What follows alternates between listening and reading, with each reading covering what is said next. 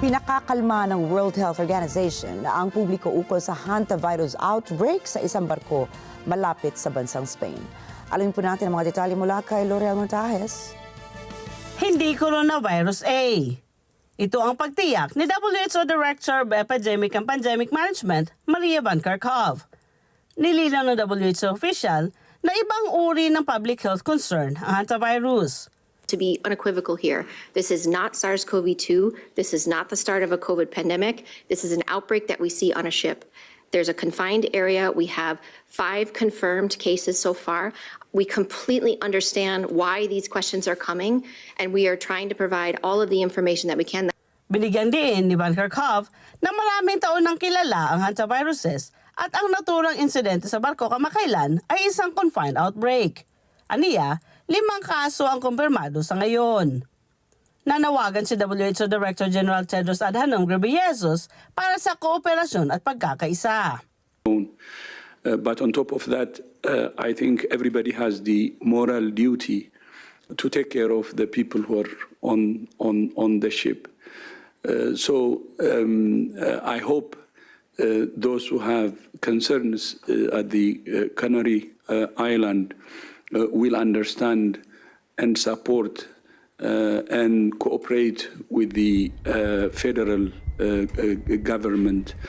Of course, we understand their concerns, but as I said in my statement, based on the risk assessment that we have, the risk to the people in the Canary Island is actually low. Gayunman, nananatili ang mga pag-aalala lalo na ng mga empleyado sa daungan kung saan hihinto pansamantala ang virus-infected ship. Tiniyak ng Spain Defense Ministry na nakahanda ang bansa para sa voluntary medical checks at isolation measures sa sinumang nangangailangan ng paggamot. Una vez que lleguen aquí a España y siempre que voluntariamente quieran, porque las personas, las medidas que se toman son medidas que quieren ser voluntariamente, irán al hospital Gonezulla, al Hospital Militar de la Defensa, está ya todo preparado. Samantala, ayon sa Canary Islands regional leaders, hindi dadaong ang barko.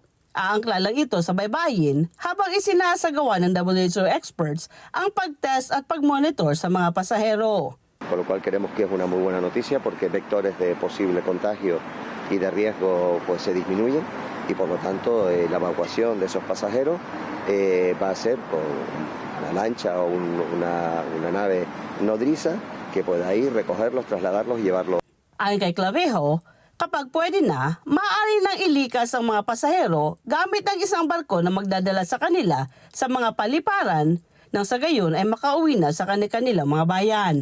Sinabi naman ng hepe ng Spain Emergency Services na si Virginia Barcones na nakikipagtulungan sila sa WHO at European Commission. Ito ay para tiyakin ang isolated evacuations ng mga pasahero pagdating ng barko sa Tenerife. No va a salir nadie de ese buque, de ese crucero, que no vaya a ir directamente al aeropuerto para ir a su país de origen. Estamos trabajando en todos los escenarios, esto el director lo podrá concretar más, el escenario más normal. 40 pasahero ng naturang barko ang naunang bumaba sa St. Helene bago napag-alaman na may hantavirus case sa cruise ship. Nagsiuwian ng mga ito sa kanilang mga bayan kabilang ang ilang taga rito sa Amerika. 2 taga Georgia ang nakauwi na at kasalukuyang asymptomatic.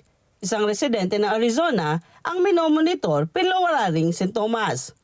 May hindi tiyak na bilang naman ang bumalik sa California, binabantayan ng mga ito kahit wala ring mga sintomas.